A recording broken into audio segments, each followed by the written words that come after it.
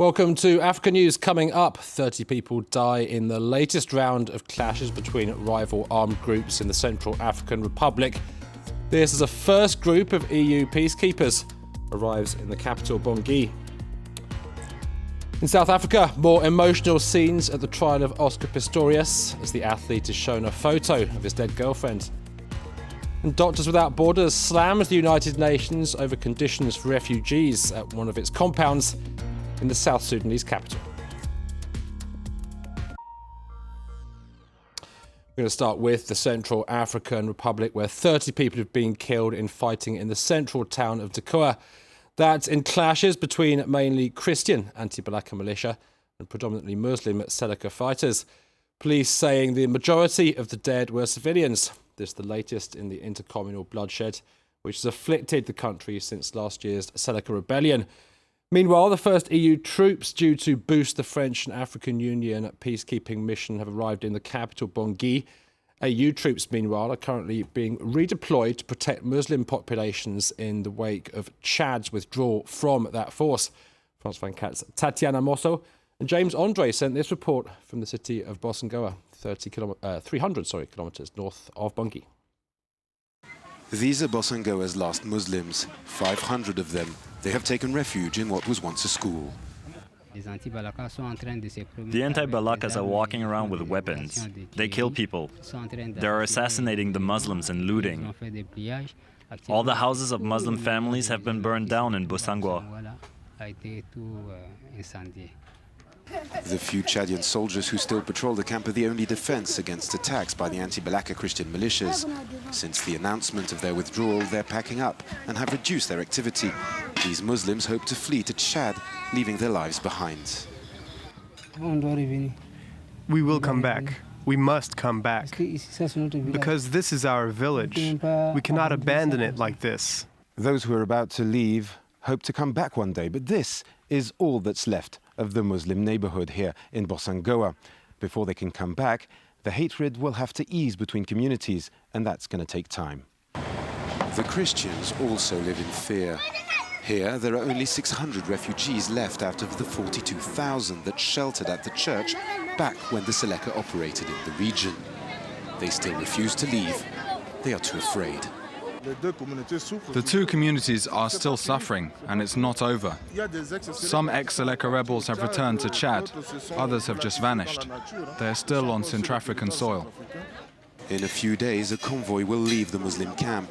Then, Bossangoa will be 100% Christian.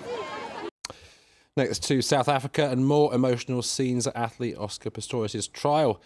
The 27-year-old again breaking down this Wednesday as he was shown a photo of Riva Steenkamp, the girlfriend he shot dead.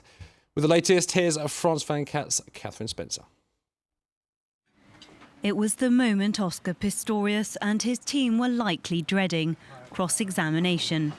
The prosecutor wasted no time getting to the point. You killed her, you shot and killed her. Won't you take responsibility for that? I did, my lady. Now say it then. Say yes. I shot and killed Riva Steenkamp. I did, my lady. Mr. Nell was quick to try and demolish the sympathetic portrait of Pistorius that the defence has attempted to construct during the past few days. He scored an early victory when the court allowed him to show video footage of the Olympian using a watermelon as target practice. Are you ready? You're ready.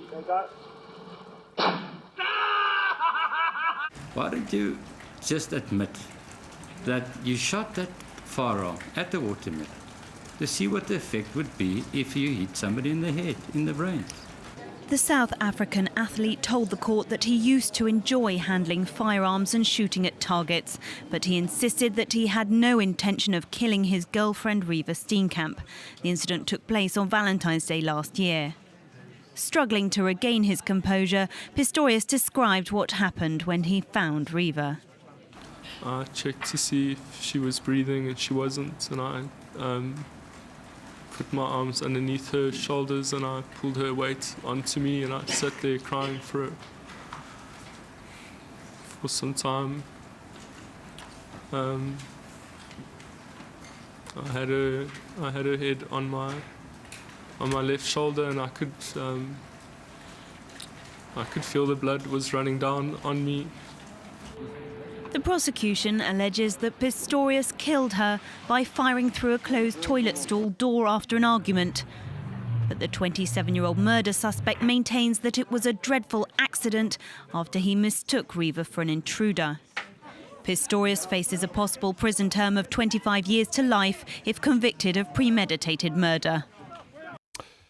Also in South Africa, the longest strike in post-apartheid history, showing no signs of abating. And as wage negotiations rumble on between unions and bosses at the Lonmin mine in Malakana, local life is grinding to something of a halt and families are going hungry. Fighting off hunger. These are the families bearing the brunt of the South Africa's mining strikes. Workers downed tools on January 23rd, making this the largest strike since the end of the apartheid. At Marikana Mine's informal settlement, Namfanelo Jolly is struggling to feed her family without her husband's income. I spent the whole week without food in the house. But yesterday I went to collect my grant money and was able to buy groceries for my children. Miners in the Platinum Belt have been calling for a doubling of their wage to $1,200 a month since August 2012.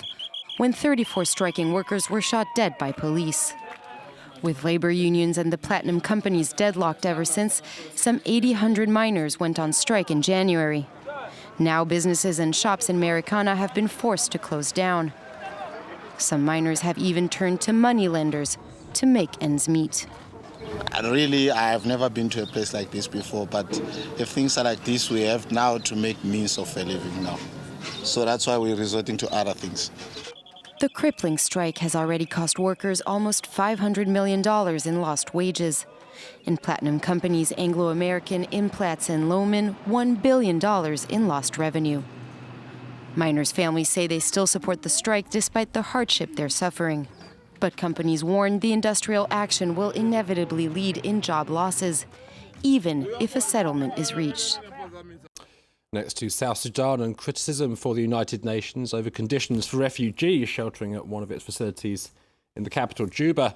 The UN yet to react after French charity Doctors Without Borders highlighted the plight of some 21,000 people living surrounded by contaminated water, the Tromping compound.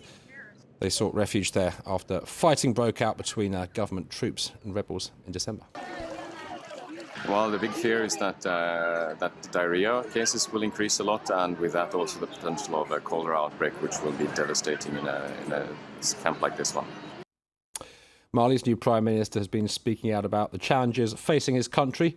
Moussa Mara saying security and reconciliation would be priorities, that in the wake of last year's coup and Islamist takeover of the north that prompted France's military intervention.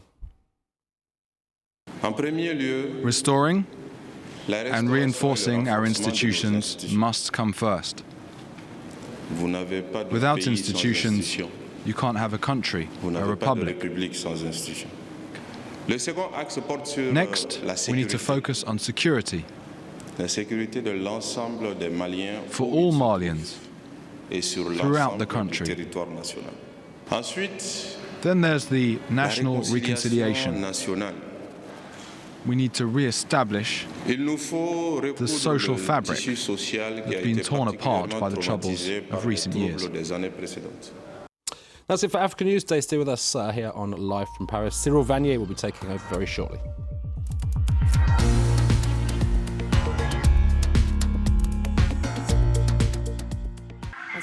Encore.